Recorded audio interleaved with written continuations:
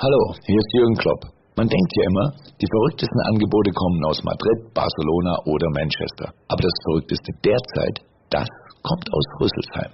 Nennt sich Opel Flat. Das Sorglospaket mit 3 Jahren Garantie, 3 Inspektionen, 3 Jahren Mobilservice und bis zu 4.000 Euro Preisvorteil.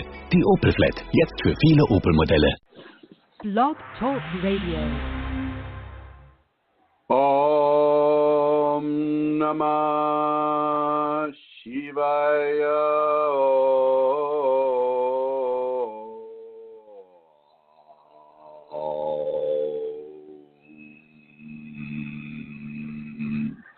Hello, everyone. This is Chrism, and I'd like to welcome you to this program about your Kundalini awakening experiences. This is what we're all about here. This is what we talk about. This is all the different manifestations of grace that can happen to an individual. We answer your questions live on the air. So if you do have a question and you are calling in, just realize that you'll be, heard by more than a few people. And these are also archived. And so you can go into this and listen to the show again and again and again. And I do recommend some of the students that are very, very deep into the Kundalini, and they're inside the Kundalini, and they're also, surviving society. And I say surviving society with more of an emphasis on surviving Kundalini. Kundalini is natural to the body. Society, well, not so much.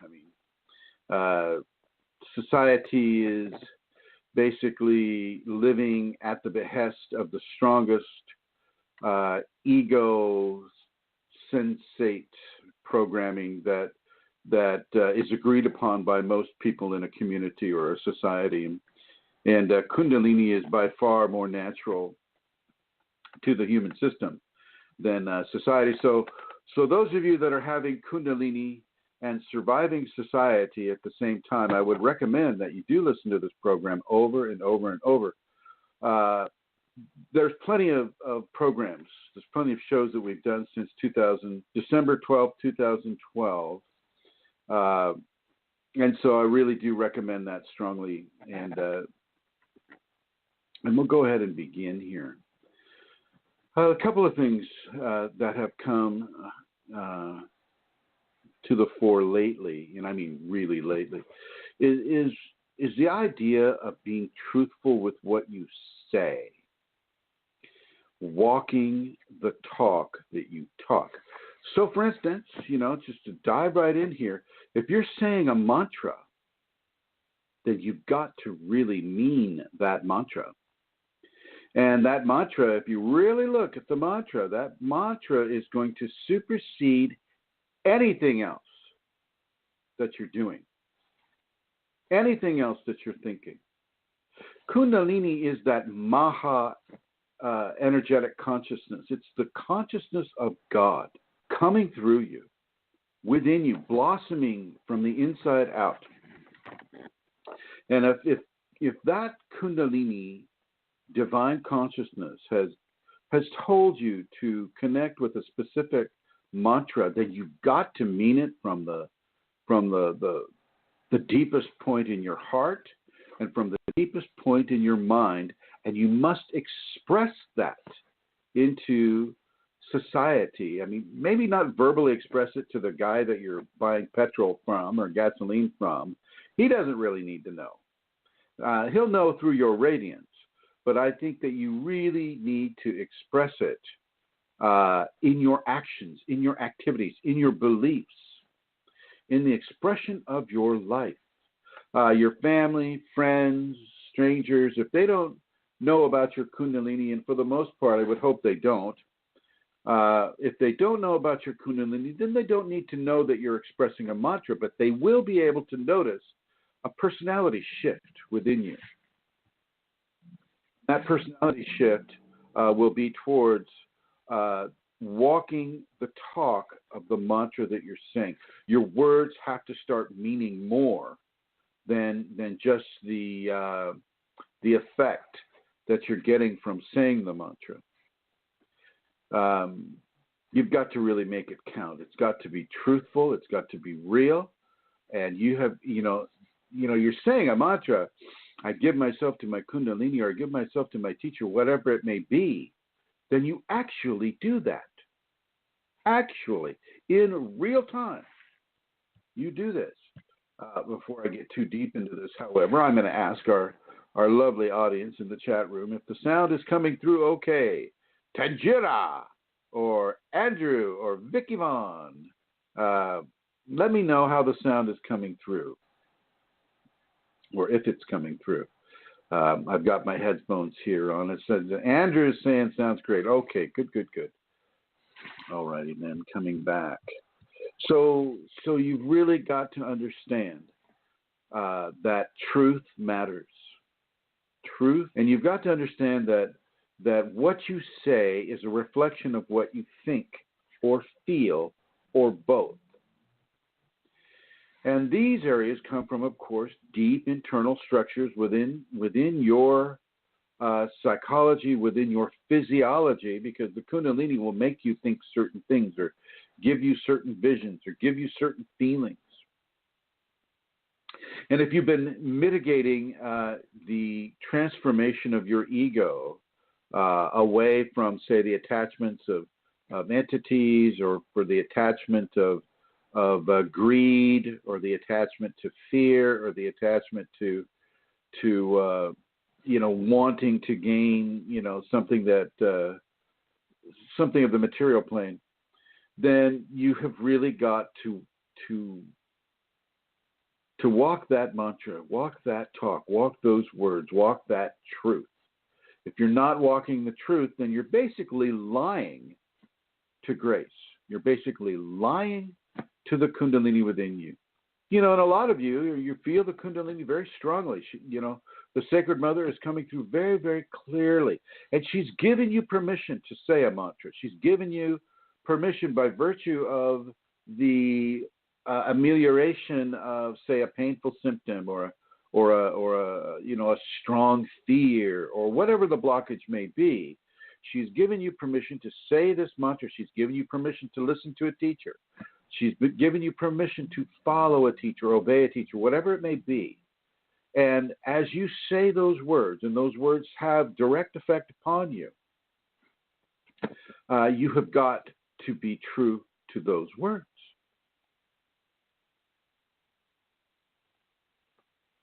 You've got to be true to these words. As you know, well, I better introduce you right now. Let's see. Ladies and gentlemen, wait, hang on. Ladies and gentlemen, it is my pleasure at this time to introduce the Celtic Queen of questionable comforts, Her Holiness, the one and only Santara Kundalini. Yay! All right. Yes. Hi, everybody. Hi, good to be here. All right, listen up now. You had an entity investing you a little while ago that our audience is familiar with, right? Yes, quite a few people listening, I think, would be, of course, yes. Right, exactly. And what did you do to really insulate yourself away from the programming that entity was pushing onto you? Okay, there was two things. The primary thing would have been my mantra. Right. That would have been my immediate and the reverse, right? Yes, that's the next thing, yeah. Okay. My immediate response would be the mantra. My second would be the reversals. And the third then would have been the safeties. Incorporating that in. Well, yeah. Thank you. And so everybody, as Amelia just described, the first response was the mantra. And, I don't want to give, we can't give out the mantra here because that's a very personal thing to the individual. But we'll just make believe that the mantra was, oh, sacred Kundalini, please help me with this evil entity. I promise to eat bananas every day. Okay. Now it sounds like I'm making a joke, but I'm not. That's the first thing that came to me. Okay. So the scenario is that she made a promise to Grace to eat bananas every day so she could have a banana every single day. It would become a ritual because the presence of the entity in her would put so much pressure on her life. Am I right, Santara? So much pressure. Yes. That you would never, ever miss a banana every day, right? Correct. I mean, you'd carry bananas in the car, in your purse. I mean, anywhere you'd go, if you hadn't had that banana yet, you'd have it, or you'd just have it first thing in the morning, right? Yes, of course. And you would always have it available, the banana. Exactly. Maybe 2 or 3 bananas. Yeah. Just, how bad was that pressure from the entity? You'd think you need a whole bunch of bananas maybe just to try to bring some balance to that. And what happened? Why wouldn't you just say, "Oh, screw this, I'm not going to eat any bananas"? Well, that wouldn't even come to mind, would it? Because the pressure from the entity is so strong. Yeah, and I mean, of course, that would not come to mind because I would have the experience of the mantra working, Chrism. So, exactly. It would be my saving grace, really. And what is eating that banana assisted me to focus on eating the banana and not listen or behave in the way that was being given at the time. Yes, very good. It's exactly right. And so this is what I'm talking about, ladies and gentlemen. And Santara is really a perfect example of this because it's such a perfect opportunity for teaching what I'm talking about today is walking that talk. It's easy to walk that talk when you're getting pressured by a discarnate evil entity. It's very easy. It's almost, you don't forget about it. It doesn't slip your mind. You don't go into a lot of resistance because you see, number one, the mantra is working. Number two, the banana is part of the mantra. That you're making a promise, that type of a thing. And it works. It's working. And that success drives you to commit to that mantra and walking the talk of that mantra even further, even deeper, and with more trust and with more truth with what you're saying and what you're doing. So this is what I'm talking about. Now it's harder to not have the pressure of a dark entity pushing you towards walking the truth of the mantra. It's harder because you don't have that hurt and that horror, and there's a lot of horror to it, my friends. The dark entities will push a lot of trauma, into your awareness. So you don't have that happening. And yet, Chrism's up here saying, well, you still must say your mantra. You still must walk the talk. And that really is the test. That's the harder test because you're coming from a level of complacency. If you say you give yourself to your Kundalini, then you better start doing it in every way. Because if and when the pressure comes to you, in whatever way it may come to you, you will want to be able to count on the truth of your commitment to the Kundalini to help you during those times of trauma. And, every awakening has some level of trauma associated with it. The transformation is not trauma-free. Typically, I won't be absolutist with that, but most typically, the higher percentage, it is not trauma-free, and certainly hasn't been for Santara, right, Santara? Yeah, true, Chrism. And it was the same thing with me as well. I mean, plenty of trauma to go around for everybody. And so you've got to really make a strong commitment to the words that you're saying. And now let's expand that even further. Let's expand the perimeter of what we're talking about. Be truthful in everything that you say. You are a representative of grace. You're a representative of divinity.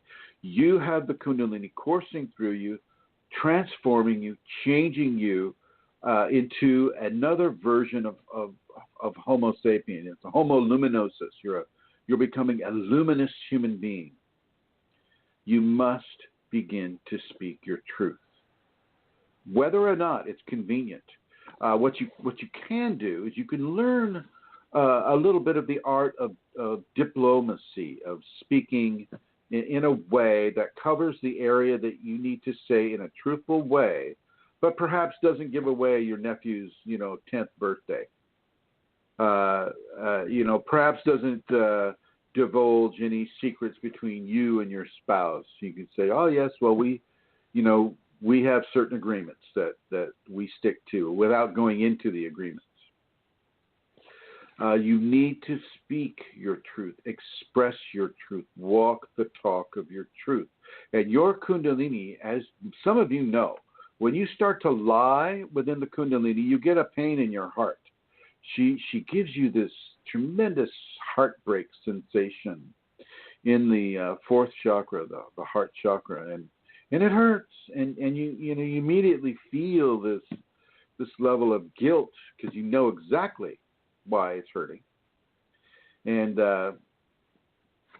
so you really need to. She does correct us in these ways, and this is good. This mama bear, cuffs the baby bear to keep baby bear from falling over the cliff.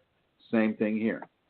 And so really begin to express and walk as an example of divine truth upon this world. Divine truth upon this world. This is your task.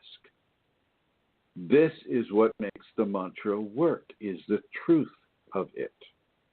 And the truth of it that you are feeling as you say that truth of the mantra, and as you express in a wider field of expression, how you express this divine truth into the population and into the environment. You can talk to a dragonfly. You can give your truth to that cat or that dog or that spider or that fish. They will get the divine vibration that's coming through you and the intention, your intention behind that divine vibration. And so this is another way that the Kundalini allows us to communicate with all life creation on this world.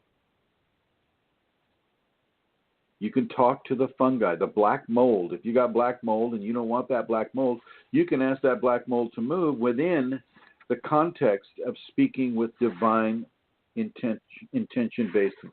It doesn't mean you go out there and you spray some fungicide on the black mold to kill it. You ask that community to find another place, maybe provide them with another place. Same thing with a virus or bacteria. Okay. If any of you are partaking of, what do they call that stuff? Probiotics.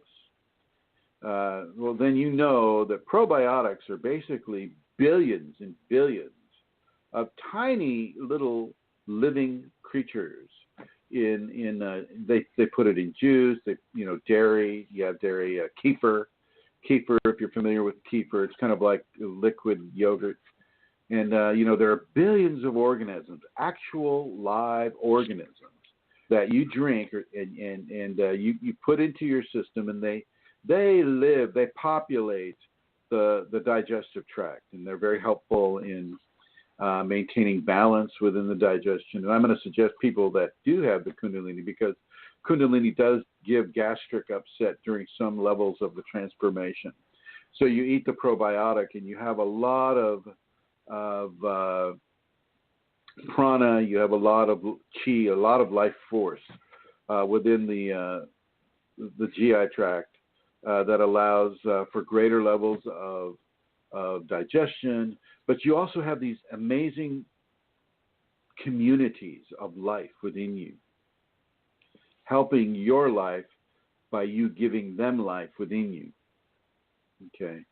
And as you have these communities, they also feel your communication, your divine, vibratory, intention-based communication to them. If you should, deign to speak to them, to tie in to the life that is supporting your life.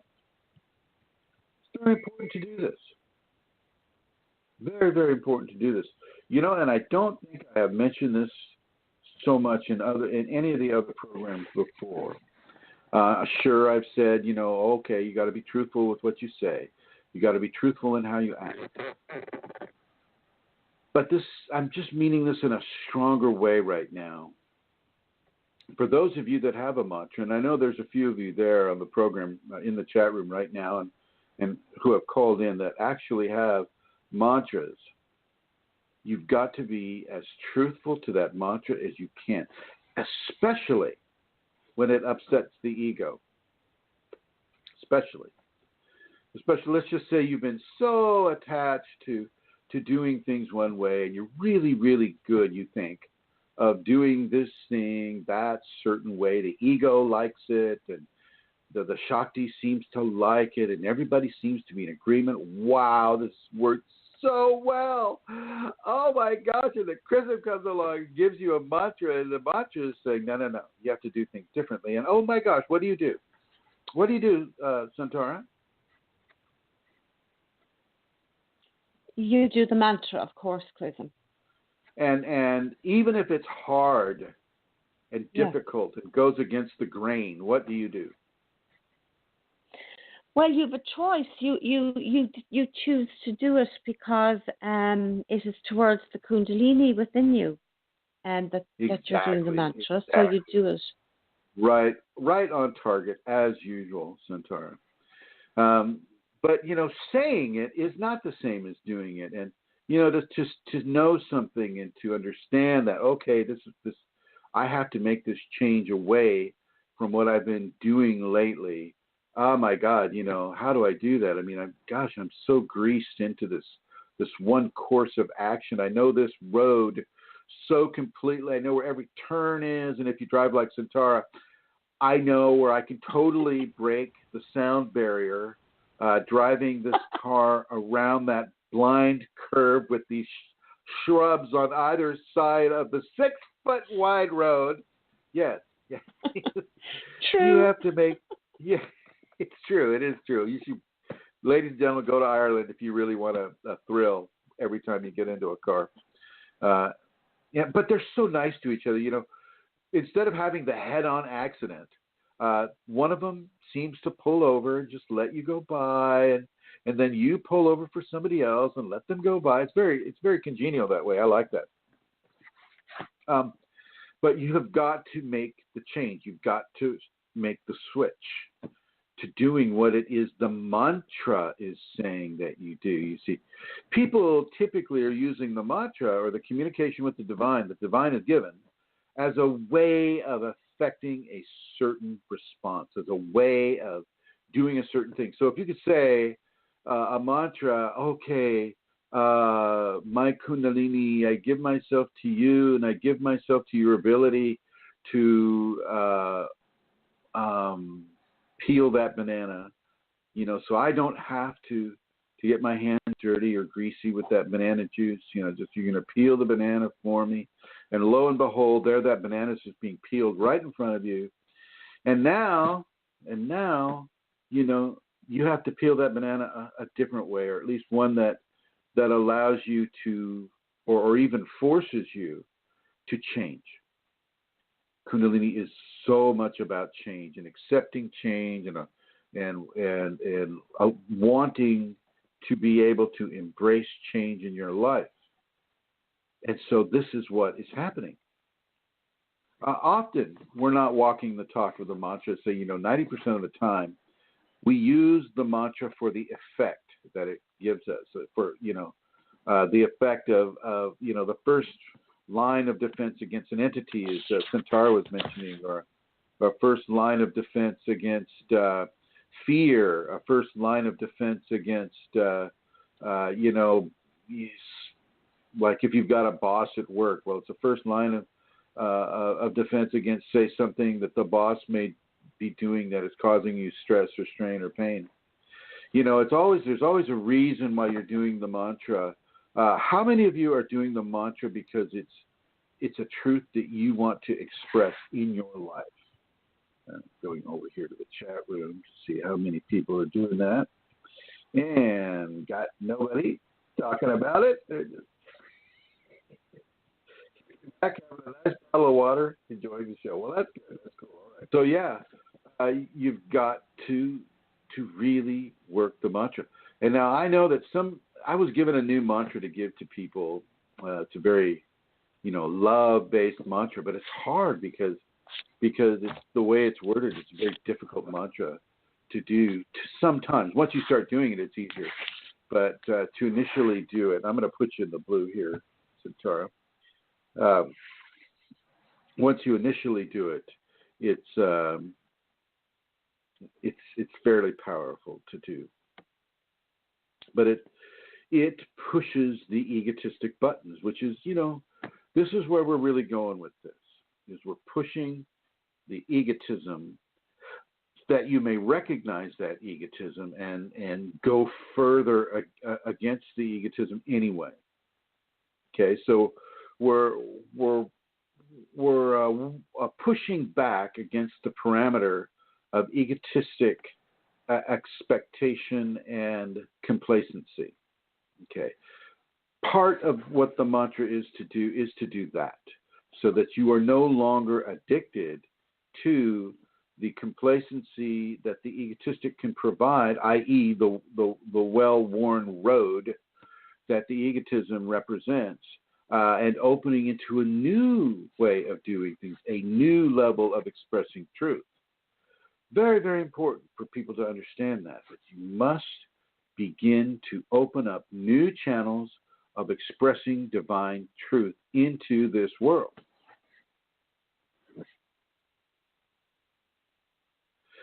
And those of you that are saying, well, gosh, I'm lucky I don't have a mantra. I don't have to do any of this stuff. This is all for them that do. Well, I got news for you. Okay. First of all, you should be practicing the safeties. And the safeties are an activity-based mantra. So you're forgiving, you're being tolerant, you're being patient, you're being truthful and honest and compassionate and giving selfless service into the world. That is as much a mantra as anything I'm going to give to you. Matter of fact, that with a mantra that I've given to you, those two levels of expressive grace are a very powerful conduit towards activating and evolving within the Kundalini equation. Seriously, strong folks, you should really consider doing that. For those of you that have a mantra, really kick into the safeties really strongly now. Find a way to give service to people. Find a way to help that elderly person, that young child, that homeless person. If you're in the northern hemisphere and it's really cold, let's say you're in some of the cold lands of the north, like Minnesota or Ohio or New York or Pennsylvania or New Jersey or in Canada or Russia, China, some of the provinces of India, closer to the Himalayas, you're all inside of a, cold system. Bring somebody something to be warm with, like Rosemary does. Give them that jacket, that coat, those shoes, those boots. Give them some gloves that maybe you're not using so much.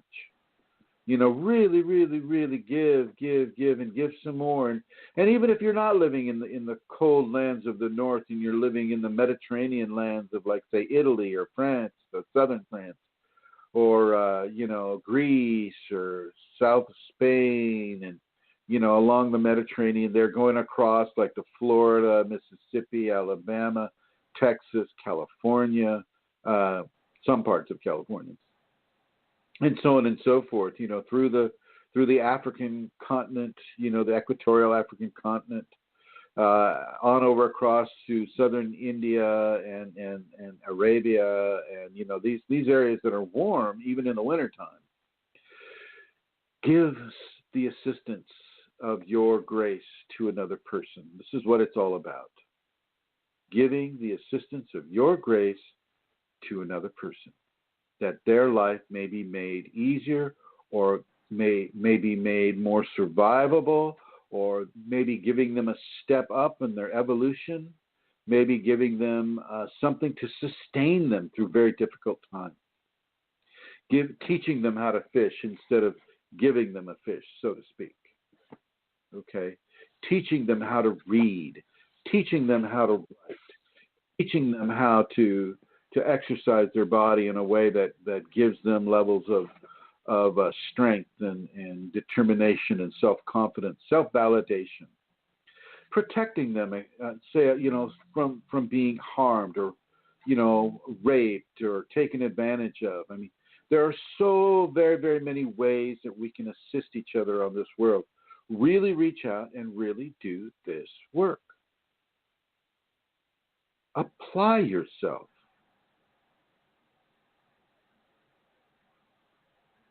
If you're feeling the tactility of God within you, the tactility of the divine manifestation from within your body expanding outward, you've got to be able to share that grace with other people and other creation like animals, insects, plants.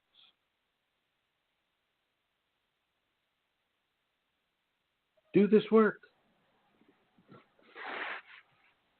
You don't have Kundalini just because, you got lucky. This isn't like you didn't win the lottery here, although, in some ways it can be seen that way, but you didn't because you've earned it.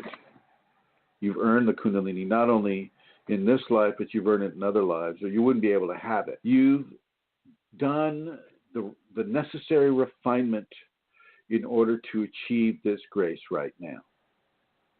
You've done it. Now continue. Go on to the next level, which is, in a very tactile, active-based way, you give your grace to the creations that are on this world and or off this world. Although I'm not talking about ET so much. If ET is here, and unless they've been dumped here in some way or stranded, whatever, give them kindness and help them with their grace. But they also need to do the necessary refinements instead of trying to rob your grace, which is what they typically do. They try to steal your Kundalini in some strange, odd ways. The reptilians are great at that. And, you don't need to communicate with them so much. Okay, they've got a different life path than what you're doing here on this world. Here on this world of Earth and the other dimensional worlds that resonate with Earth, this is excellent school. This is the school of excellence. It's literally a physical refinement into grace from barbarism, from mundane expression, from the deep, brutal, animalistic, instinctual responses to life, to the beyond the word, beyond the love, beyond the human ability to express divine expression upon this world. This is where you're at. This is why I'm exhorting you right now to get out there and do this work. Walk the truth of your mantra. Walk the truth of the safeties. And I don't mean walking, taking a walk. And I know most of you know that I'm not talking about walking, but just in case somebody doesn't know that I'm not talking about just taking long walks. This is being active in your love, in your care, in your compassion, in your tolerance, in the service that you give, in the courage that you manifest within the service that you give. Really, really reach out and start making changes in this society, ladies and gentlemen.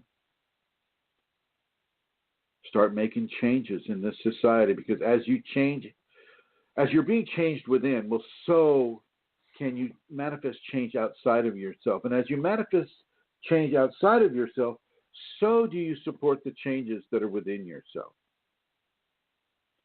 And so on and so forth. This becomes a zigzag ladder, if you can visualize that, or a Jacob's ladder. Okay. Think about this. Think about this. And really, really, if you've got a mantra, be truthful to that mantra. Don't just go, I give myself to you, my Kundalini, and then go around and pass out the addictive chemicals. Or I give myself to you, my Kundalini, and then not do it. Do it in the ways that I've just described. You've got to be truthful to what is occurring within you. I'm going to come over here. And do you have anything to add to that, Santara? No, Chrism, I don't. I think you have it all covered. Yep. All righty. Well, because, let me see if there's something else here that I'm not covering here. Yeah, okay. This is something else that happened. You've got to stop being ashamed of your body. Literally, you are a container of grace. And it doesn't get much better than that. Okay? You contain divine vibratory emanations. There is nothing more beautiful than that. And I know, that's feeding the ego to some degree by saying that, but it's so far beyond the ego that it's unimaginably disconnected from egoic, self-validation. You are a divine container of grace. You are that chalice, that cup glass, and as that divine representation, you have got to pour out the old self, literally. And this kind of ties in with what I was talking about earlier with walking your truth. As I mentioned at the beginning, is like, you have these expectations of doing certain things in certain ways because they work, and this is how you've done it, and that glass is full. You've got nothing you want to let go of. It's all working well, okay? And I'm coming along and say, no, pour out that glass. Pour out the glass. As an instruction from your teacher that your inner divinity has given you to. Remember that Kundalini in you has given yourself to a teacher. And even if you're not, an official student of Chrism with a student certification, embossed in fake gold, hanging on the walls of the University of Kundalini Awakening Systems, student of Chrism, valedictorian, whatever. Even if you don't have that, like I know Amelia does, up on her, she has it on every wall. There, kidding. Even if you're not that. I didn't realize I was red. I photocopied it, yes. Yeah. Even if you don't have that or the photocopy, you're listening to these words right now. You're listening to the vibration, the intentional vibration from Kundalini through me right now into your eardrum, and from your eardrum into your brain, and from your brain throughout the entire neural system of your body and the physical system. From the blood, the cardiovascular system, to the oxygen carbon dioxide exchange, the digestive system, the ocular visions. I mean, it's going into you right now. You are meant to be hearing this right now, whenever you're hearing it. I'm talking to you folks in the archives too. Hello. You may be listening to this several weeks, months, years, but I'm talking to you right now. Kundalini does not honor timelines.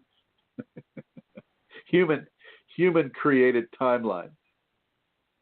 If you're hearing these words, then you are also bound by them through the grace of Kundalini.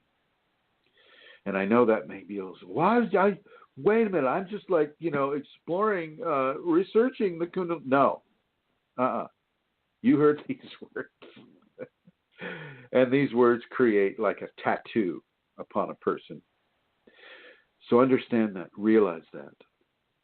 If you're hearing these words, then you need to hear these words.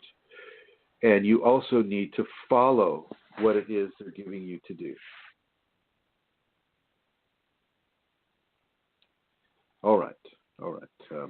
I'm going to open it up for questions now. If we have any questions coming in the chat room, let's see. Yeah, loud and clear is the last thing anybody posted in the chat room. So we got our sound check taken care of. But if you have any questions there from Vicky to Tim and Tanjira and everybody else about what it is I'm talking about, feel free to ask it. And if any of the phone callers there that we have on the left-hand column, if you have any questions about this, then I also want you to feel free to ask these questions now. And I know that our faithful goddess of grace, Santara, has collected some questions from her inbox in the various groups, and I'm going to go ahead and open the program to answering those questions. Are you ready? I'm ready, Chrism. Yeah. Okay. So I'm going to go back to a question you were asked there a couple of weeks ago. The question back then was about Lord Rama, and this person had a dream about Lord Rama, or Rama. And when you answered that question, Chrism, you said to the person that you would need to know, what they were doing within the dream as Lord Rama. And so the person in the dream, I'm tap dancing now as I'm trying to find, yes, the person in the dream says, as Lord Rama in the dream, he was scolding two people for showing him the wrong path or misleading him. And one of those persons was Hanuman, and the other person was escapes me now because I'm Lakshmana. Lakshmana. All right. I'll go ahead and answer this. Thank you. When a person has Kundalini, often they will be put in the shoes of a god or a goddess. What would Isis do in a certain situation? What would Mary Magdalene do in a certain situation? What would Ramachandra do in a certain situation? Well, Rama, is also known as Ramachandra. He's a major deity in Hinduism, the seventh avatar of the god Vishnu, and also is a representation of Krishna, Gautama, Buddha, and is considered a supreme being. So when Ramachandra is correcting Hanuman and correcting Lakshmana, you have to look at what the meanings are of what these other gods. It's like Hanuman is the monkey god, and Lakshmana is also the brother of Ramachandra, and so this is the Kundalini person correcting themselves. In the dream, when a god or goddess is correcting another god or goddess, depending upon what these gods and goddesses represent, it is a self-correction. So if Rama was feeling that he's been misled, well, then he's been misled by certain aspects of his own inner self, whether it be his passion, whether it be maybe familial jealousy, or following a guidance or a misplaced guidance from nature. And the other thing is with Hinduism, because it's basically a shamanistic cult or culture, not a cult. Sorry, that's a religion, but it's a shamanistic based religion.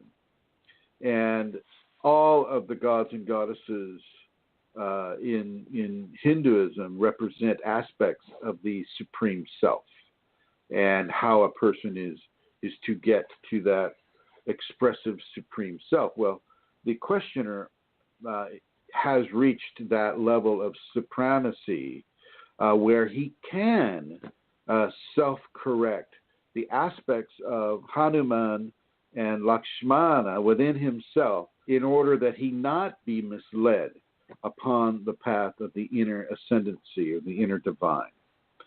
So that's what's occurring here. That is what is occurring, and I want to thank you for asking that excellent question. Over.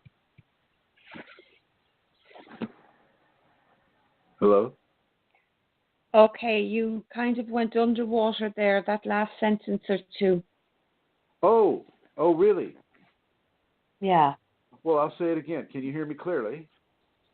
Clearly again, yes. Hello? Hello, we're hearing you, sir. Carry on. Continue. All right. The last sentence was that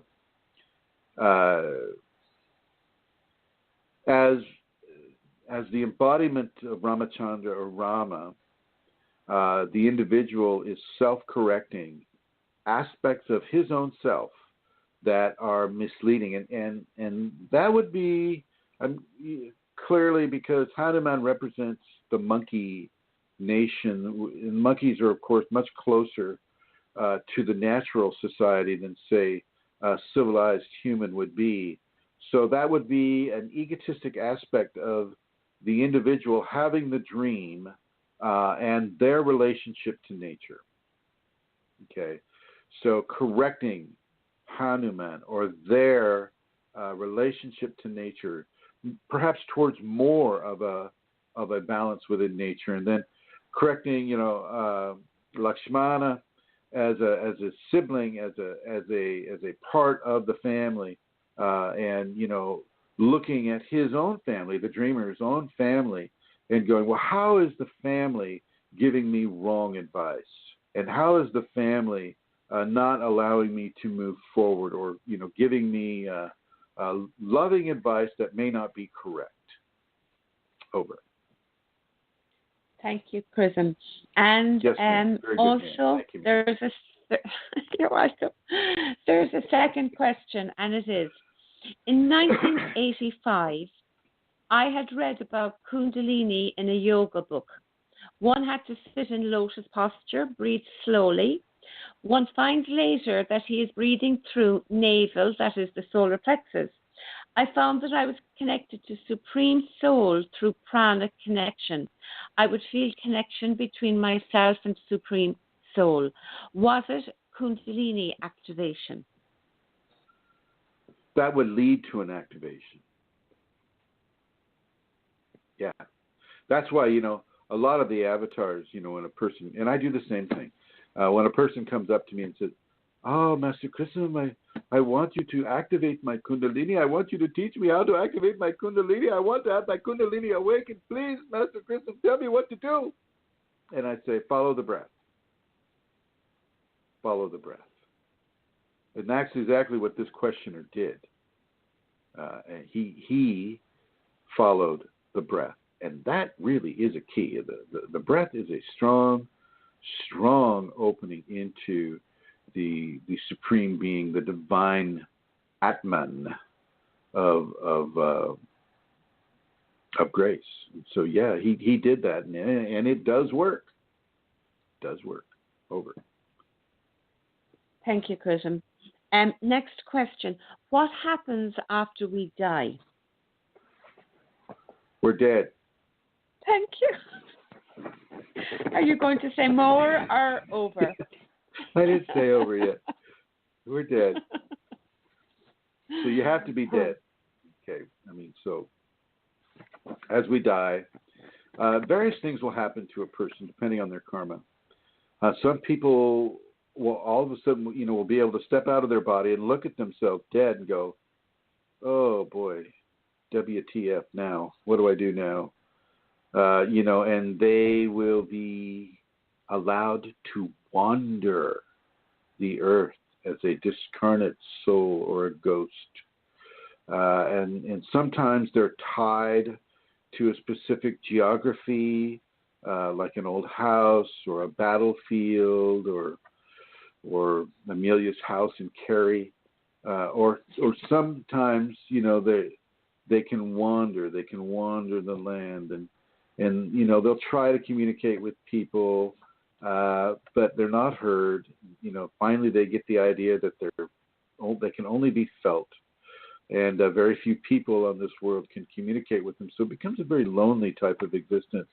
They are downloaded information about what the new rules are, and so if they had led a life of passionate brutality or passionate kindness, love, these people are being given the task of choosing whether they are to represent love and kindness and happiness and grace, and to become a vibratory companion with a person that may be striving towards those areas. Or, they can go into the demonic and become, basically a continuation of what they were in the zone of negativity and fear and control and things of that nature. And so they become an angel or a demon depending upon their karma. That's one aspect of what can happen when we die. The other aspect is people will go through a tunnel. I've seen the tunnel when I astral project, and so actually a tunnel does form. And you go to a certain area, like an undiscovered land type of area. Typically, it's very beautiful. It's very serene. It's very bucolic in a way. And you'll be met by family members, your mom or your dad, or perhaps a pet. For me, maybe Tika or Lasha or somebody that I knew of, to really give levels of reassurance and give levels of love and happiness. And to be accepted, immediately accepted, and brought into an area where downloads can begin, information can be received, and a person's placement within the fabric of eternity can be assessed. And from that assessment, then the karma is also assessed. And from the assessment of the karma, the next life of the individual can begin to be programmed into that individual. And because there are far more spiritual entities than physical entities, like gazillions of times more than how many world or people there are in this world, you kind of wait for a while, depending once again on your karma, depending on how you were, and what the design is for your divine life and the divine evolution that you're involved with.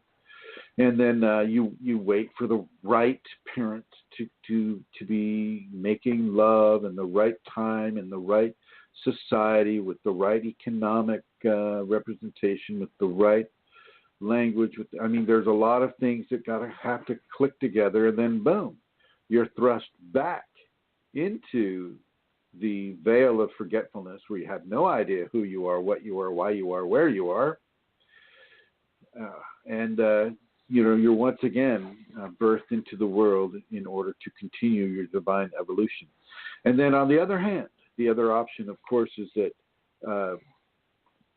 you're there, you're met by loved ones, but you know that you have further to go, and so you perhaps pass through the gate of purification, and you come into the divine heavenly presence of grace if you're Kundalini active or awakened, and you determine how your continued interaction with the unactivated or unawakened people upon the world of Earth should continue or not continue, and do you follow the same timeline that you have just come out of, or do you go back to a different timeline, or do you go forward into another timeline?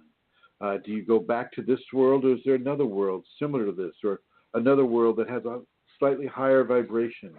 And so there are lots of choices that a person can make after they have passed from this world into the next expression. And the next expression is really the truth of who you are.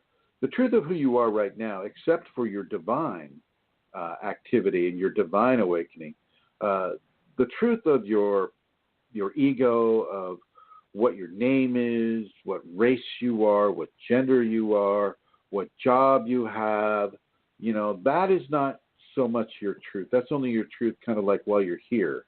But after you pass, even though you will be called by that familiar name, because, it is known that this is how you identify yourself. Once you get to a certain level in the next expression, you have another name. There's a different name for you. And you'll begin to go by that name until and if you dive back into the world of flesh and continue your evolution. Over. Thank you very much, Chrism. Can I just ask, so when the physical body dies, do the other four bodies die, as such as well? I mean, are they gone? So they no longer exist? Well, certainly, like I say, the physical body goes back into the earth. And it doesn't matter whether you're buried or not. If you're burned, the ashes, it still is back into the earth as carbon. But if you're planted, then you spread into the earth. Ashes to ashes, dust to dust, really is a truth. As far as the mental body, the mental mind comes with you, but it's not, it goes through a change. Once you pass away from the physical reference points of what the mental mind has discerned to be real, then the mental mind goes through a certain level of evolution. The ego mind is still there, and typically it's in fear as it comes into that place. And so that's why you see familiar sights like your parent, brother, or your favorite pet or something like that. And the emotional body, which is expressing love, or, perhaps at the point of death, is expressing great sorrow, things of that nature. That body will come too, but it will go through a healing, a definite healing upon arrival, or even in transit to the arrival of the next expression. Okay, thank you, Chrism. Thank you. You're welcome. So I'm on to the groups now. So there was a question about high blood pressure, and this comes up every so often, and I don't know if you've spoken about it for a while. Somebody wondering if you have any insights about how, or if the Kundalini energy plays a contributing part in high blood pressure, hypertension. For hypo. Hyper or hypotension? For hypo, yeah. But it was high blood pressure. They were specifically talking about, not low. It would be hyper. I'm just kidding. Yeah. Oh, yeah. Okay. As usual. Sorry. Let's see.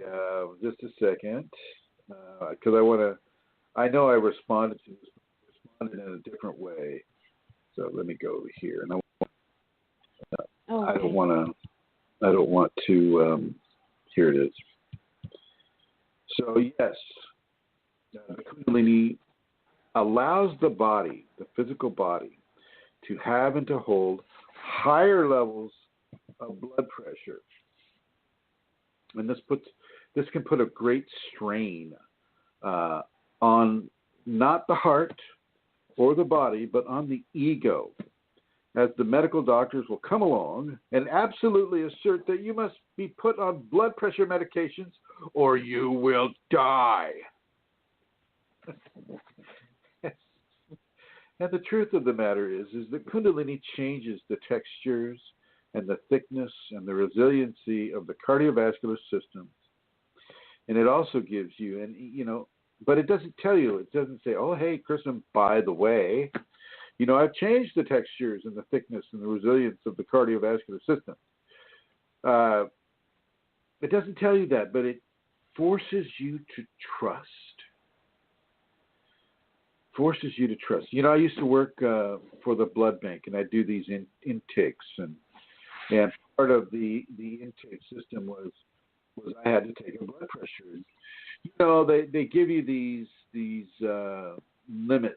You know, how far can a person be outside of the accepted medical definition of what high blood pressure is, which they seem to change every other year, which tells me, which you know, doesn't give me a lot of confidence about the medical science as far as blood pressure goes. Anyway, so this one guy comes in, and this is a man who has climbed every peak in the world, you know, from Kilimanjaro to Mount Everest to Mount Shasta, Mount Hamilton. I mean, really, really high peaks, you know, 25, 26, 28,000 feet, right?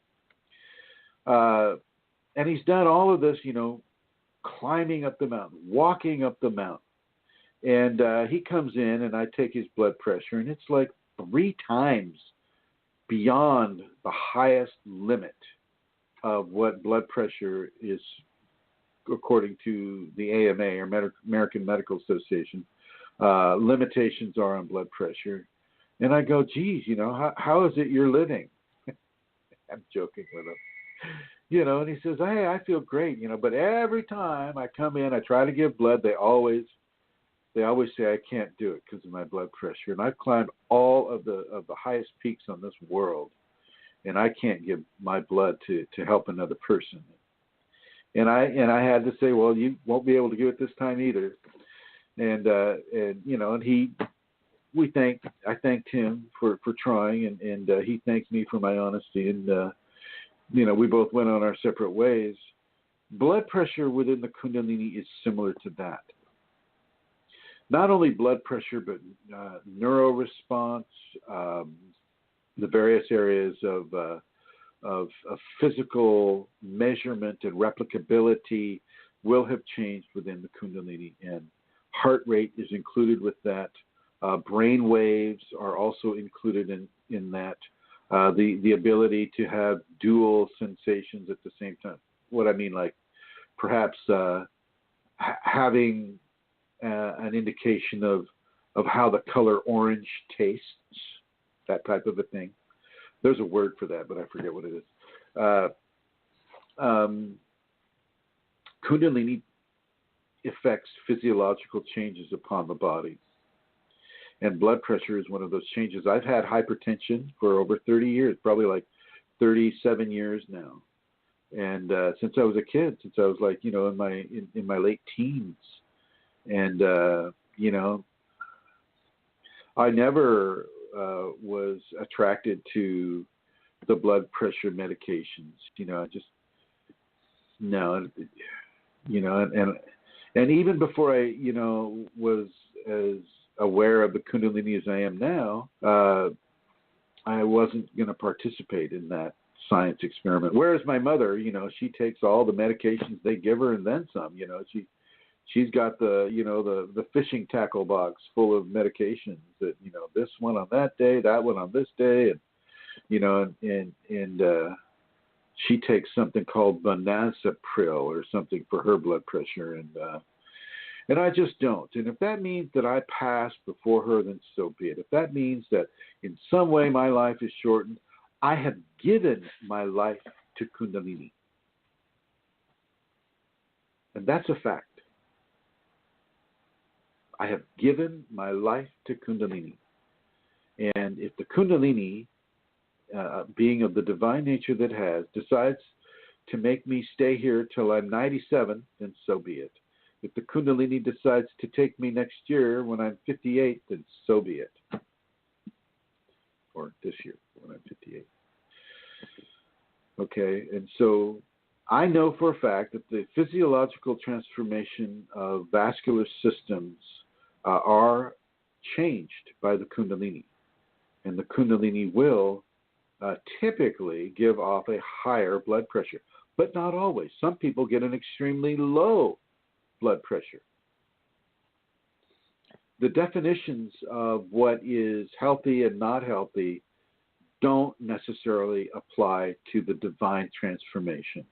Those definitions are based in science and are not based on as much information as is needed to make a correct determination for Kundalini people and appropriate levels of blood pressure. Over. Thank you very much, Chrism. There's a question from the groups again. My body is raging with sexual energy. How do I deal with this? I am jogging in the freezing cold conditions, but it's not helping much. And before you answer, Chrism, could I just remind people who are listening on the phone that if they want to ask a question or make a comment, number 1 on their dial pad, and we will see a question mark come up, and we will know that you want to speak with Chrism. So that's just a reminder for people on the phone. Thank you. And if you're listening on Facebook or in some other venue, I want you to feel free to be able to call in, and the call-in number is area code 347. That's a New York City area code, 347-934-0026. So that's 347-934-0026. And there we have it. So, of course, any questions here or in the chat room about this, and please feel free to ask. And yes, it's about sex. So the Kundalini will come along and give extreme levels of sexual desire. And this is fine. This is great. This is good. This is using the reproductive energies of the body into an effective I was going to use this word like transducer, but I'm not sure that's right. An effective application of continuing activation energies of transformation upon the world or upon the person. And I don't suggest that you just cave into that and start masturbating, like a little rabbit on the side of the road. Okay. You need to let that be, and if she wants you, try not to focus on it too much, but if she wants to give you an orgasm, she will. It'll become a spontaneous orgasm, and for men, that means that, plastic underwear time for you. For women, it also means plastic underwear time for you as well. And so, especially if you're at work or you're in a meeting or some sort of a thing, and I can only imagine the expression on your face as that occurs, as you clamp down on your teeth and just kind of like let that occur. But you do not induce it. You do not, stimulate that. You let Kundalini have and direct that response upon you. And men, do not spill your seed unless Shakti wants to spill your seed. You understand? Women, do not give your fluidic response unless the Shakti wants you to have that fluidic response. And so really, really, really practice as much discipline as you can. Go out jogging in the snow. Go and do some heavy work. Work out. Go into meditation so that maybe you're not feeling it as much. But do whatever you can do to allow that to occur on its own naturally without your egotistic psychology interjecting its desires and its wants and its outcomes. Over. Thank you, Chrism. There was a question has popped up on the group there since we came on air. So and you've spoken on this before as well, but it's about, the question directly is, anybody got any tips on ego death? Well, we don't kill the ego. We don't kill the ego in this work. Ego death. No, we don't kill the ego at all. We retrain it. And this takes me right back to ahimsa, do not kill, do not harm. why would we step outside of ahimsa when it comes to our own self? So we don't. We don't step outside of ahimsa. We take the ahimsa and we take that ego self and we retrain it. And it's so much better to do it this way, because at the same time we're retraining part of ourself, part of who we have depended on for survival since we were born here. You know, it's the ego that is developed as we survive, the ability to say no, the ability to stand and to walk and to make our way in this world as a child. And we don't kill the inner child. We just retrain that inner child. And the inner child is an actual thing, even in the Huna belief system, which is the Polynesian Hawaiian belief system. The ego is considered the unihipili, and the unihipili wants to become a higher mental functioning self. And so you teach that inner child, that ego, what it needs to do, how it needs to change in order to become that higher mental functioning self. And this is what we do instead of this whole ego death thing, this coloration of violence upon our inner self that I don't really agree with. I don't think we need to call it that at all. But ego re-education, I think, is a much more appropriate term. Over. Thanks, Chrism.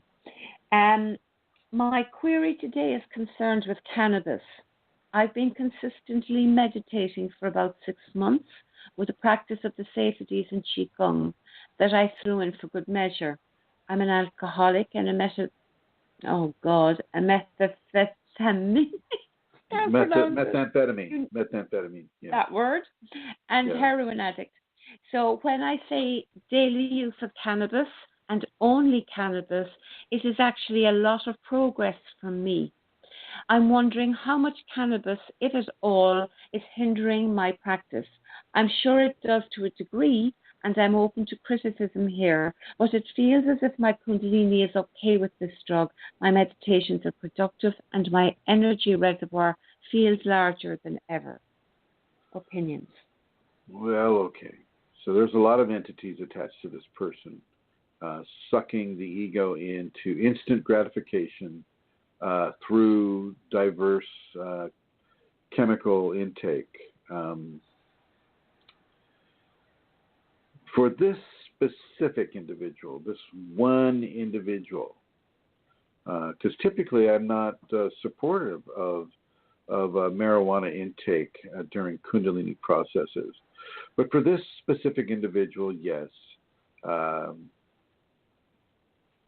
they can go ahead and lean on that for a little while longer, but not continuously. And I know that they're not exactly telling the truth about what it is they're doing, because they're doing more of a continuous. They're stoned all the time in order to regulate the yearnings and cravings for other scenarios. So I would say, the marijuana is probably the least damaging of the list that has been mentioned. Typically, no, I do not think that it is appropriate to use the marijuana crutch as a way to access higher areas. But given the alternatives, sure, go ahead and do it. And if you're having a true meditation and not just a stoned out, gazing at the floor experience, then this can help you. This can help you reach into some areas of grace. So I would have you do that rather than some of the other options that you mentioned. And then, of course, as you go through the next 6 months and slowly begin to decrease the amount of cannabis that you're taking in, and until the point that you're free of any chemical libation that you would use to artificially induce feelings of goodness and happiness and joy, and be good with who you are, how you are, why you are, what you are, where you are. without. Thank you very much, Chrism. I'm just having a check on the studio, and if you go over there, we've got a listener who would like to speak with you. We do? Okay. There we are. Hello. You're online with Mr. Chrism. Hello, Master Chrism. Mohan here. Hey, Mohan. Did you like the British? Did the British work?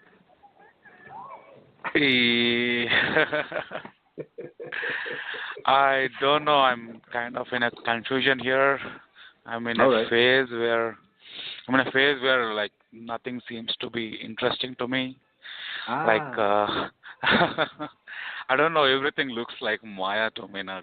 You want to pursue anything, I get into a phase like if I do this, then I'm going to end up doing this, and I'm going to end up doing this, which doesn't, which is not that useful, like for my spiritual path.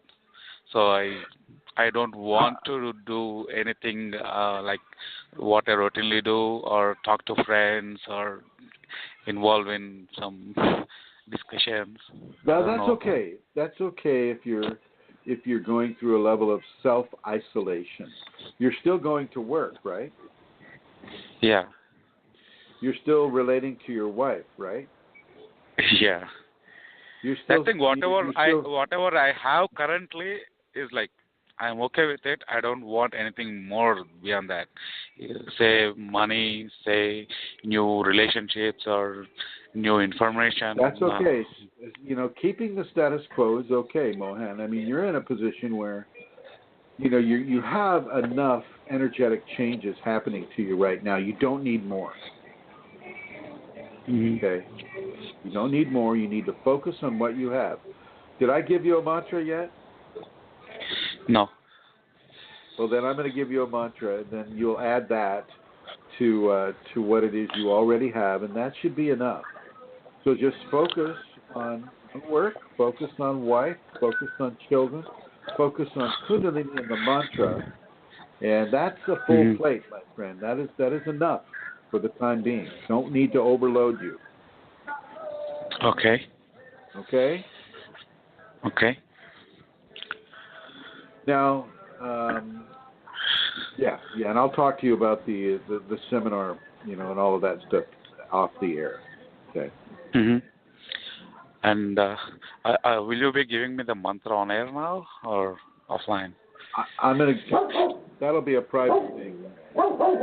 Okay. And Nara, that's not the mantra that I want to give Mohan. So just keep yourself.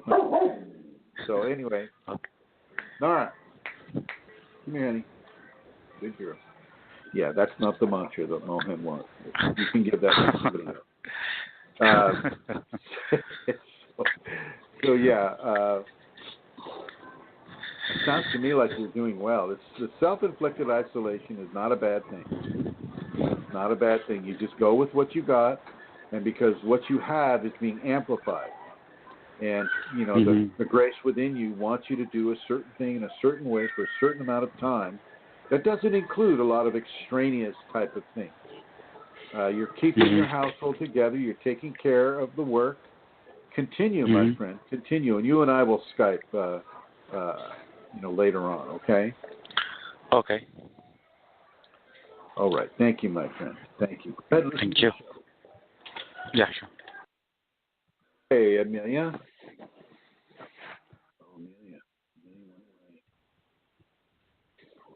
She's probably Hi. hungry. Okay. Oh, hi. Hello. Munch. Okay. So the next question is, I had a spontaneous Kundalini awakening last March, and after that I had the feeling that I could heal, and I've been practicing a little bit on family members. I'd like to help more people now. My question is there any form of healing that is best for healers that are living with awoken Kundalini? And is there something that I should be aware of? Thank you. Yeah, let the Kundalini do the healing. Take your ego consciousness out of it. Take your planning out of it. Walk into the room and just stand there first and feel what the radiance begins to do to the individual that may need a healing. Just stand there first, and then feel your Kundalini. She'll either draw you towards the person or draw your hands to a certain area, and try as best you can to be in a strong level of devotion to the Kundalini. I'm going to ask you, Centaur, what do you do before you give a massage? Before I give a massage, I do that. I say my mantra. I go into devotion to the Kundalini, and I'm focused on that before I begin. In that way, I don't bring my my own personal, wishes or desires or ego wants for the person, because we have a tendency to want to do things and to be, in there fixing and helping and doing things. And so the devotion to the Kundalini allows that, allows me to be present, and then the Kundalini is the one that is present there rather than me or my ego. Well, I am there, but you know what I mean, my ego projections and that sort of thing. Can you hear me? Yeah, you're making dinner. Just a second. I got unplugged. Sounds like here. you're doing in the kitchen or something, yeah. So I mean that's the reason that I would go into, that I always do go into devotion before I do my massage with the client. Oh, many thanks. Thank you for explaining that. Yeah, I am. You're welcome. Okay, all right. So we have it. Over. Okay. That's really interesting. I think I've asked that before. I have too. I don't know if I have any more questions, which is,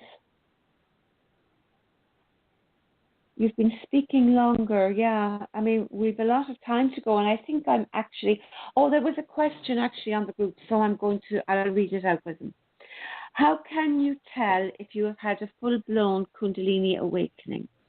Also, why is it I had researched what this is and tried causing through binaural beats, and it feels like I had something similar to a long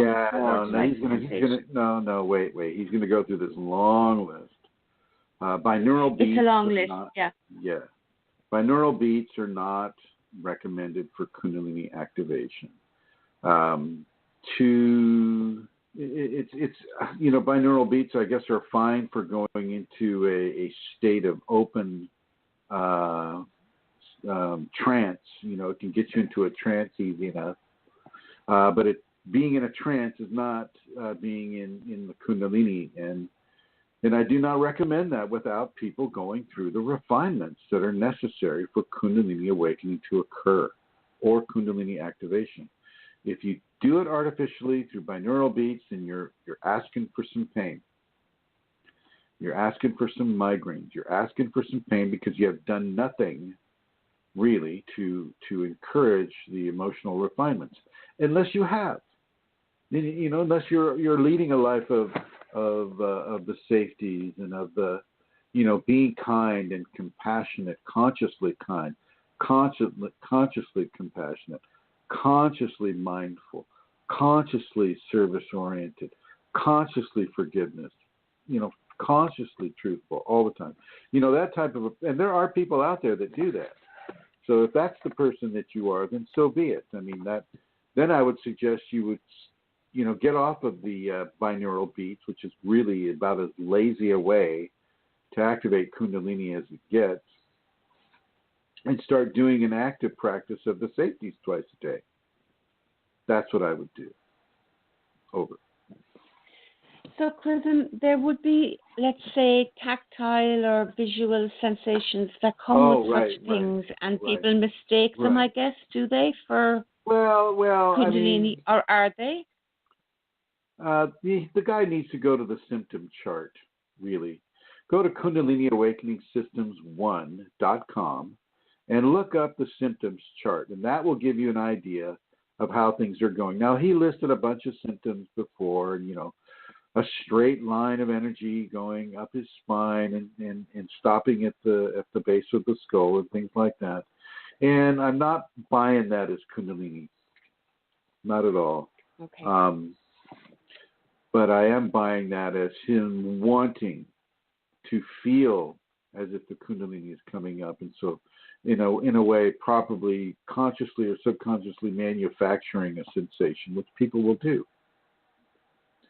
Over. Okay. Thank you. There's a question after popping up in the group, and perhaps Felicia is listening to the show. I'm not sure, but the question is, what does one do as far as devotions to the Kundalini? What do one do as far as devotions to the Kundalini? That's the question. Okay, well, saying a mantra is a really good way. Removing the clothing and being natural in front of a picture or a statue or some sort of a thing that represents Kundalini to you. It could even be, a white feather or a robin's egg. It doesn't matter. As long as it means Kundalini to you, unclothe yourself unless you're in an environment that is too cold, like Pennsylvania in the United States right now. It's like, really, really cold. And, the whole idea of removing your clothing is about purity. It's about purity, but it's about purity of body, mind, soul. So let's see. Pennsylvania, parts of Pennsylvania right now are going to come down to 11 degrees. And I don't want you taking your clothes off unless you've got indoor heat, and you can. Parts of Minnesota are down to 25 degrees. So if you're in a cold environment, no. And let's just say you don't have indoor heating. You're not able to keep the temperature up, say around 58 or 60 or wherever you like it to be. Then bundle up. Get some layers going. But if you are, then if you do have that availability, then remove your clothing, get on your hands and knees, put your forehead to the ground at the base of whatever symbol of Shakti or Kundalini that it is you're using, and give yourself to the grace within you. Let that representation be a dual representation, the representation of the Kundalini within you and the Kundalini outside of you being the same thing. It's like understanding that water and ice are the same thing, just different manifestations. And give yourself, I give myself to you, my Kundalini. I give my mind to you. I give my life to you. I give my body to you. I give my obedience to you. I give my love for you. I am yours to direct. Please direct me, my Shakti, my Kundalini, my Shiva, my Kundalini. And if you're a Christian person, then you say, I give myself to you, my Christ. I give myself to you, my Magdalene. I give myself to the holy fire of Christ that you represent within me, and I ask for you to direct me in any way that you will. And if you're a Buddhist, you see the same thing with Buddhists. If you're a Hindu, then you manifest the same thing for Shakti and Shiva. I mean, it just goes on and on and on. Okay, this is one way that a person can give devotion to the Kundalini. And another way is to give complete and total service to the world through the Kundalini within you. And being open to that guidance, being open to that programming. And another way is to have her give you a teacher and then to serve that teacher in every way that the Kundalini inspires the individual to do. And so if that teacher gives the person a mantra, well, we go back to the beginning of this program. And you speak the truth of that mantra, and you act the truth of the mantra and you express honestly, truthfully, the meaning of the words that mantra contains. You don't just slough it off as some sort of a thing that you can do to get certain results and then ignore it the rest of the time. Okay. So yeah, there's three ways right there to give devotion to Kundalini. Over. Thank you, Chrism. And speaking about Holy Fire of Christ, there was a question came up on a group, and it is asked, is Kundalini the Holy Spirit? So in a Christian context, would you be able to speak on that, please? Yes. The Holy Spirit is, it doesn't mean the same thing to all the different denominations. And so for me to generalize and just say, oh, yeah, the Holy Spirit's Kundalini, well, it isn't for everybody, and it is for some. For those people that are, say, doing the strong Baptist type of Christianity, then yes, it would be the Holy Spirit. For some of those that have become fanatical Catholics, then yeah, it would be the Holy Spirit would be a representation of Kundalini. For those that are passive, in a lot of these areas, then no, it wouldn't. It wouldn't. There are other attributes to this too, and I'm being shown someone being pressed in church. It can also there can be, like, for lack of a better term, an angelic presence that can physically persuade a person to receive the holy fire of Christ. Yeah, so I'm seeing a person being pressed to the floor in devotion inside of a Christian church, and people really just loving it and hating it at the same time because they're not able to do that. Yeah, so there are different forces that will guide a person towards the Kundalini. It won't always be the invitation from the Kundalini itself. It can be an invitation from karma. So, for instance, the laws of karma don't necessarily follow the logical linear sense that we think they would, i.e., if you do something bad, then you're going to have something bad done to you. Do something good, then you're going to have something good done to you, that type of thing. It's not as easy as that. Sometimes the laws of karma and the lords of karma, shall we call them, will step in, and at the age of 33, a person will need to have the Kundalini experience because karmically, that is when they're supposed to have it. And that person may not have any kind of a clue that that's supposed to happen at the age of 33 in the Our Lady of the Graceful Heart Church in Chabot, New York, or Texas, wherever. And as they're attending church, they're sitting in the middle of the church, and the preacher says, "Hear me all, you speaking of the Lord here, and come forward down the aisle of grace and touch my hand and be saved into the Lord Jesus Christ." And you might see that person sitting in the middle of the church get pressed down to the floor. And if you were able to see the wider visual of what's actually going on, you could see another being pushing them from right above the fourth chakra down to the floor. And moving them down the aisle through the people, saying, excuse me. Sorry, yeah, excuse me. Oh, yeah, thank you. Until they get to the aisle, and then pushing them down the aisle, and then coming up to the preacher and really, really receiving and giving at the same time that grace of the divine fire of Jesus, which would be, a Kundalini activation.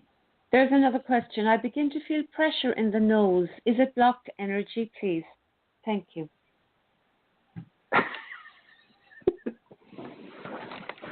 What?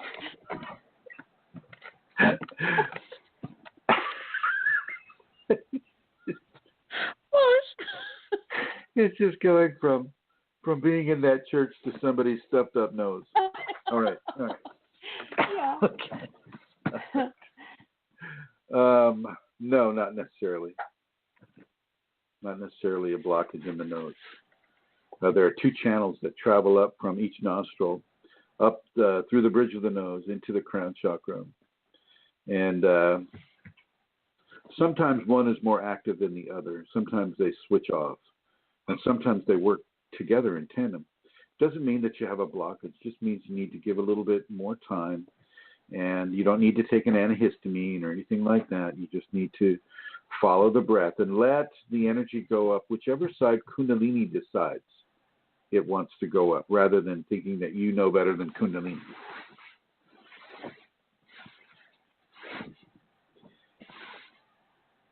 Okay, over. Okay, thank you. There's a question here, Chrism, specifically, obviously, to a person. I'm finding it hard to surrender to the Kundalini. I'm on the verge of leaving my husband. And the question is, how do I know if what I am feeling is being magnified or if it is as bad as I am perceiving it to be? Well, you look at how much blockage the marriage may be to the individual equation. Can the equation be supported by maintaining the marriage? Well, if so, then yes, you stay.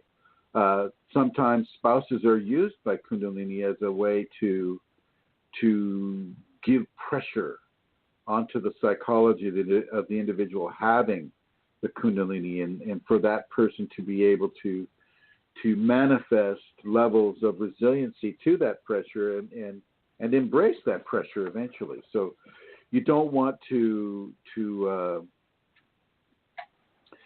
sidestep the marriage simply because things are being difficult. But if the marriage is actively, like say the spouse is saying, you are not going to do this practice or any of those practices in this household, no matter what. Or if there's an abuse going on, somebody's getting hit or somebody's being injured, that type of a thing, then that is definitely a cause for disunion. Over. Okay, thank you very much. Yes, okay, one last question. Are you there? What is a good? Yeah, can you hear me? Yeah, I can hear you. Go ahead. Calling Chrism. Okay. What is a good solution to acidity, gastric problems? Hello? Hi, is that it? No, I've one more. Okay. I have these headphones. Here it comes. When I let my ears breathe, it turns off automatically. They have sensors inside the ear cup, and so I'm. Okay. Yes. Go ahead. Okay. What is a good solution to acidity, gastric problems due to Kundalini? I'm facing this even before my Kundalini started. I've seen. Yeah. Is there a successful solution? To gastric issues? Yeah. Yeah, okay. Make the food really make the food really, really bland. No spices, not too much sugar. Use honey instead of table sugar. Drink lots of water. Take some probiotics. Get some kefir going. And that should help you tremendously, actually. Over. Okay. So, Chrism, that's the end of the questions. So maybe I could just let people know where they can go to if they want to make a donation. You can go to the website. There are two I'm going to suggest. One is www.chrism-kundalini.blogspot.com, and the other one is www.kundalinisafeties.com. And on those two sites, one has a donate button, and the other one you just scroll down to the end of the page and you'll see how to make a donation, and just follow the guidelines there. Chrism also has an email address that you can go to if you have a PayPal account. So you just put in his email address, and it's chrismitchell369@yahoo.com. And the other thing then that I would also like to say is that Manish is organizing a Kundalini gathering, a Kundalini seminar with Chrism in Germany next May. And she hasn't actually published this yet on any of the electronic or media. So you're really hearing it here for the first time. She'll be going public soon. She has limited availability due to the venue. So it's not going to be a large seminar, and she has already got people that have signed up and are actually after paying up for the seminar. So if you're listening to this and you're in a position to go to Germany and you're considering that you would like to do that as a pilgrimage or as a trip to meet Chrism as a Kundalini Awakened teacher, or to meet other people who have Kundalini, or to meet people who are, pre-Kundalini and are coming to meet with Chrism and hear more and receive a Shaktipat perhaps. Wherever you're at, if you're listening to this and you have an interest, well then I'd suggest to get onto Manisha before she goes public with it. So it's happening first of all on the 26th and the 27th of May in a couple of months' time. And Manisha is on Facebook. She's got her own Facebook page. It's Manisha, Maneesha, Manish. And I'm going to give you her email address as well. It's manisha@posteo.de. That's maneesha@posteo.de. And you can write to her there, and she will give you all the information that you need. So if you're interested, get in touch with her, and perhaps we'll all meet there. That's it, Chrism. End of announcements. Thank you, ma'am. Thank you very much. And I also want to add to some of those announcements, as I discussed a little bit there with Mohan. He's looking for a venue in Denver, Colorado, and if that happens, then it'll be one before Germany. Germany is far more of a reality, though that's actually happening. But Mohan for the United States in Denver, and so we can look and see how that is developing as well. And I would like to just begin to reiterate, it is so amazingly important to the Kundalini process in the individual, especially if you're saying a mantra. Walk that talk. Take the mantra apart and apply every aspect of it literally to you, to your personality, to your devotion, to your love, to your mind, to your physical body. Get yourself fully supported within that mantra and make it true, make it real. Do not back away from this because of your ego. Do not back away from this because it doesn't seem like it would be accepted by society. Do not back away from this because it's counter to the way you have been doing things. Truthful in what you say. And even if you're sub-vocalizing, I can see somebody's ego going, well, I didn't say it that way, so if I didn't say it out loud, then it doesn't count. It does count. Everything counts. All your thoughts count. And allow your thoughts to really become convinced of the truth of the mantra that you're saying. Let it be actualized. Let it be actualized, and let it be the truth of your soul, the truth of your Kundalini speaking to your soul, the truth of your soul speaking to your Kundalini. It's very important. It's never something that you just ignore because you're lazy or because you've got another way of accessing Shakti or Shiva. It's never anything like that. You've got to dive into this completely. Completely. Last words, Amelia. Thank you very much, Chrism, for today's show. Thank you to everybody for listening and the people in the archives, and look forward to seeing you all again same time next week. Then I would like to thank you, Amelia Centaura, for being the progenitor of this program, for supporting it, for being on it, for creating it, and maintaining it. So many, many thanks to you. I'd like to thank all our callers, from Mohan to Rosemary to the 216 caller. I'd like to thank everybody in the chat room. Thank you very much. And I look forward. Wow. That was either a really happy Taco Bell experience or something else. I don't know. Anyway, everybody listening in the archives, hello, and please pay attention to the topic of this program, which is expressing the truth through your words. I'd like to say thank you for everybody listening on Facebook, and I look forward to seeing you this time next week. And here we go.